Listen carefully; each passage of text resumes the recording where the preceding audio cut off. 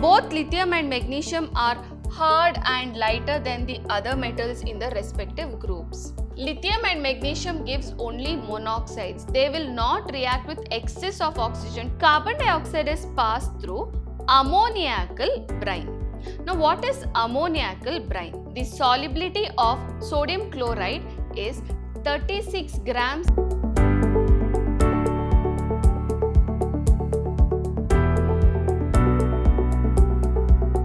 Hello my dear students, welcome back to session 3 on the chapter S block elements.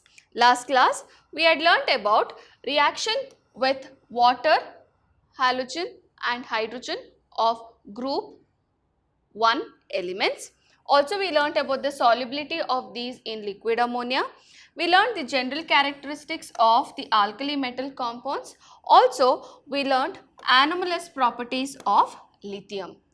Today we shall learn about the diagonal relationship between lithium and magnesium. Now what do you mean by diagonal relationship? That is, for example, group 1 if I take elements, okay, the first element is lithium, sodium, potassium, rubidium, cesium and it goes on.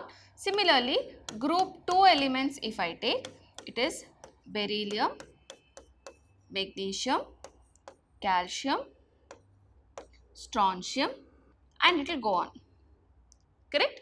Now, here if you see lithium and magnesium, they are diagonally placed, isn't it?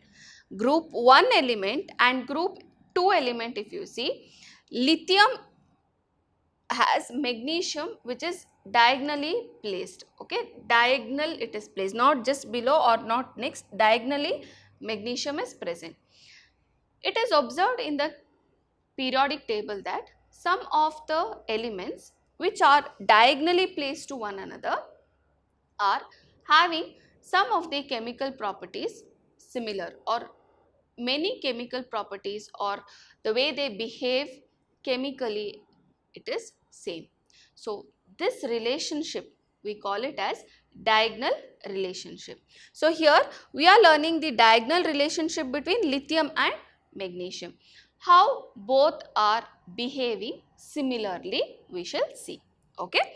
So the first one, both lithium and magnesium are hard and lighter than the other metals in the respective groups.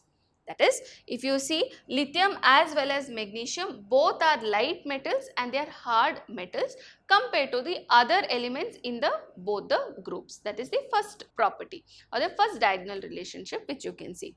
Next is lithium and magnesium react slowly with water. Their hydroxides and oxides are much less soluble and their hydroxides decompose on heating. Both lithium as well as magnesium reacts slowly with water. Also, their oxides and hydroxides if we take, they are not very soluble in water, that is they are sparingly soluble in water and hydroxides will decompose on heating. So, both are again similar. Also, they form nitrides. Lithium also forms nitrides, magnesium also forms nitride when it is reacting with nitrogen directly.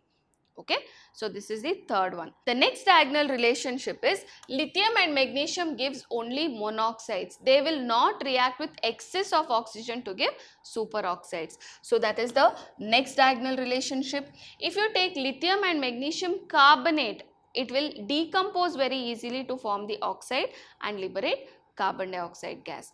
Next is solid hydrogen carbonates do not exist or they are not formed by lithium and magnesium.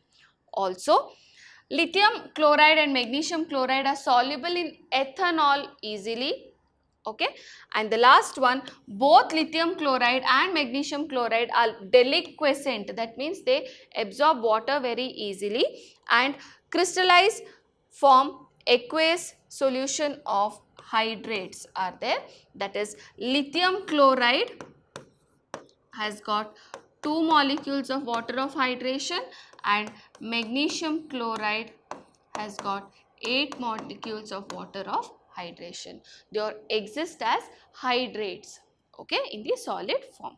So these are some of the diagonal relationship which you can see between, or the similarities which you can see between the lithium and magnesium, which are placed diagonally to one another. Okay, so next is some of the important compounds of sodium. So in the first group we have sodium, isn't it? Lithium, sodium, potassium, rubidium, cesium. So sodium, some of the important compounds we learned today. So the first one is sodium carbonate, which is also called as washing soda, Na2CO3 dot 10H2O. It has got 10 water molecules as water of hydration. First, we are going to study about the manufacture of sodium carbonate by Solvay's process. It is a very important topic. Okay, it's a very important question which can be asked for 3 marks directly for your exam as well. So, what is Solvay's process? In this process, carbon dioxide is passed through ammoniacal brine. Now, what is ammoniacal brine? If we take NaCl solution, a concentrated NaCl solution, we call it as brine. Okay. For this one, it is saturated with ammonia. It is NH3. Okay. This is called as ammoniacal brine. For ammoniacal brine, we are passing carbon dioxide. So what do we have in the solution? We have NH3 and NaCl and water molecules are there. For that we are passing carbon dioxide. The following reactions take place. First, ammonia with water and carbon dioxide forms ammonium carbonate, NH4 twice, CO3. Ammonium carbonate with water and carbon dioxide will form ammonium bicarbonate, NH4H, CO3. Then ammonium bicarbonate with NaCl will react to form ammonium chloride and sodium bicarbonate. That is, you can see NaHCO3 will be formed and ammonium chloride will be formed. Now, sodium bicarbonate will crystallize out, it is filtered and then it is heated. When it is heated, it will decompose to give sodium carbonate, carbon dioxide and water. So, sodium carbonate we get. Okay, so what we are doing? First, we are passing carbon dioxide through ammoniacal brine. What is ammoniacal brine? You take a concentrated NaCl solution which is called as brine and get it saturated with ammonia. So, your first reaction, first step, there are 3 reactions. Ammonia, water, carbon dioxide gives ammonium carbonate. Ammonium carbonate with water and carbon dioxide forms ammonium bicarbonate. Ammonium bicarbonate with NaCl will form sodium bicarbonate and ammonium chloride. Sodium bicarbonate thus formed was heated to give sodium carbonate, carbon dioxide and water. Thus we get sodium carbonate which is called as washing soda. Now this ammonium chloride which we have got in the first step is utilized to regenerate ammonia. So what we are doing? Ammonium chloride which we got, here sodium bicarbonate crystallized out. So in the solution we have what? Ammonium chloride. So ammonium chloride is used to recover ammonia. How? By passing calcium hydroxide or CaOH twice. What will be formed? NH3 will be formed. Calcium with chlorine will go as calcium chloride and water will be liberated. So we are going to regenerate ammonia which can be used again in the step 1. Okay, so that's about Solvay's process. I hope you have understood. You have to write and learn all of these equations with correct balancing. If you do not balance the equations properly, you will lose marks. So be careful, write, learn, practice so that you will remember the equations well. Okay. Next, we shall see the properties of sodium carbonate. Sodium carbonate is called as washing soda as it is soluble in water. Also, it exists as a decahydrate. It's a white crystalline solid and it exists as a decahydrate, that is Na2CO3 dot 10H2O, 10 molecules of water you are writing. Does it exist as what? Decahydrate. If we take sodium bicarbonate decahydrate and heat it at 373 Kelvin, you get sodium carbonate with 1 molecule of water. Further, if it is heated above 373 Kelvin, you get only sodium carbonate with no water. Okay, it is anhydrous. All the water molecules are removed and it's called as soda ash. Also, if we dissolve sodium bicarbonate in water, carbonate ions with water will form HCO3 minus and OH minus is liberated, making it alkaline. Okay, so this is some of the properties. Uses of sodium carbonate is, it is used for water softening laundries and cleaning. It is also used in manufacture of glass, soap, borax, caustic soda, etc. It is used in paper industries and paint and textile industries, and it is a very important reagent for titration, that is analysis, qualitative and quantitative analysis. It is used in the labs. Okay, so these are some of the uses of sodium carbonate. Next we have sodium chloride. The most abundant source of sodium chloride is seawater. It contains 2.7 to 2.9% of salt by mass. Also, the solubility of sodium chloride is 36 grams in 100 grams of water at normal temperature or 298 Kelvin. But with increase in temperature, there is no considerable increase in the solubility of sodium chloride. Also, it has got a very high melting point of 1081 Kelvin. Now, where exactly sodium chloride is used? We know that it is used at home as table salt. Without salt, we cannot have our food, isn't it? It doesn't taste well. That is the main use. That is, it is used as common salt or table salt in domestic purpose. Also, it is used in manufacture of several other compounds like sodium peroxide, then you have sodium hydroxide, sodium carbonate, etc. Now, how exactly sodium chloride is prepared? First, crude sodium chloride obtained by crystallization of brine solution.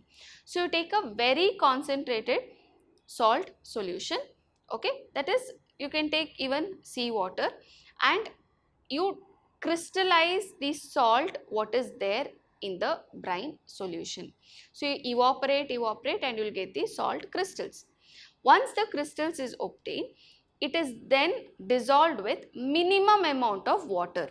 So, what is it? Once the crude sodium chloride is obtained, that is the crystallized salt is obtained, it is then dissolved in minimum amount of water and all the impurities remain undissolved.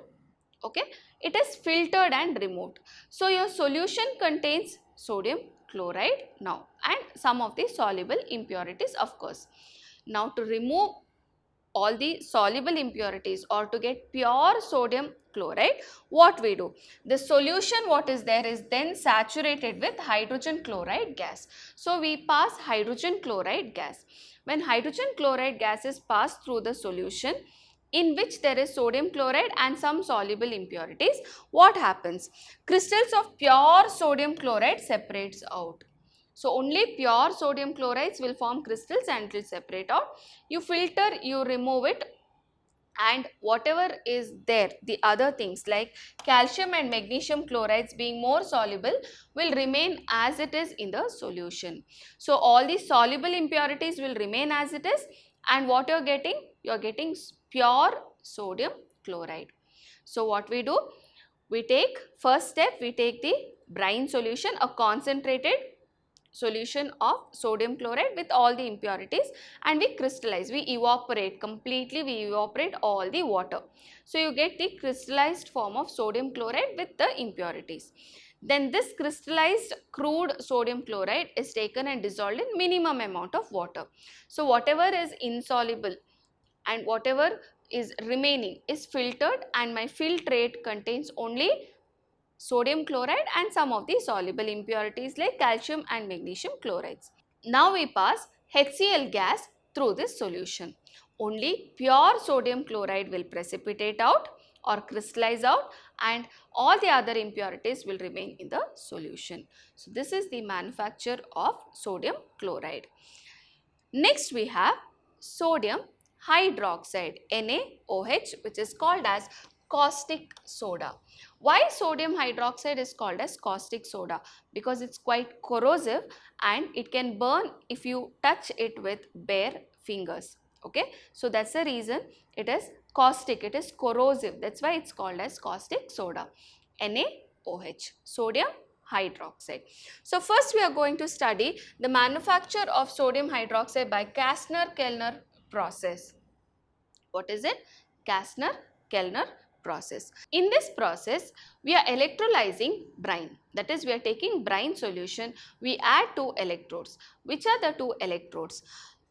Mercury acts as a cathode and carbon is the anode. So anode is carbon and mercury is the cathode. So what happens is, first we have sodium chloride, that is Na plus and Cl minus. In that, sodium ions will take up electron, goes with mercury to form sodium amalgam. We call it as sodium amalgam. We know that mercury is a liquid metal, isn't it? So sodium will combine with mercury to form an amalgam. Further, sodium amalgam is undergoing hydrolysis to form sodium hydroxide. Mercury is retained again, or we have regained mercury, and hydrogen gas is liberated. Thus we get sodium hydroxide. Chlorine, what happens to this chloride ions? It will lose electrons and get liberated as chlorine gas. So to understand better, I shall explain with the diagram. Here you can see mercury, what is there? Okay, this is the mercury which is used as the cathode, and here we have the anode. Also we have graphite blocks over here too, okay, which is acting as the anode. Now what exactly happens is, we pass fresh brine that is having NaCl, that is Na plus and Cl minus is present. Now the Cl minus here, what is there? What happens is, Cl minus, 2 Cl minus will lose 2 electrons to form chlorine gas, and chlorine gas is liberated. Okay. Then sodium ion, what is there, will accept electron, what is liberated by chlorine, to form, see, sodium ions will accept electron, what is there, and it will form amalgam. Okay. This amalgam is passed coming to this chamber in which you have graphite blocks, and here sodium amalgam is undergoing hydrolysis, that is, you can see water is passed. So you have NaHG. The amalgam reacts with water to give away sodium hydroxide, hydrogen gas, and mercury, which we get again, it is pumped back, and again this mercury will react with sodium ions or sodium to form amalgam, and it is a continuous process. Okay. So this is the manufacture of sodium hydroxide using Kastner-Kellner process. So I hope you have understood and much clear with the diagram. If you ask me, diagram is very important for the exam. Not exactly, you should know the entire process, that is all the steps and all the equations for your exams. Okay. Next, properties of sodium hydroxide. It's a deliquescent white crystalline solid. Okay. It absorbs moisture, so it is deliquescent and it's a crystalline white color solid. It absorbs moisture and carbon dioxide from the atmosphere, forming sodium carbonate. NaOH with carbon dioxide, sodium carbonate and water will be formed. It is highly soluble in water and it is an highly exothermic reaction when it is soluble in water. Okay, it liberates heat. It results in solution to be a bitter in taste, it's corrosive and it is soapy to touch. It is quite soapy to touch. Sodium hydroxide, if you touch, it's just like soap. It is very slippery. Okay.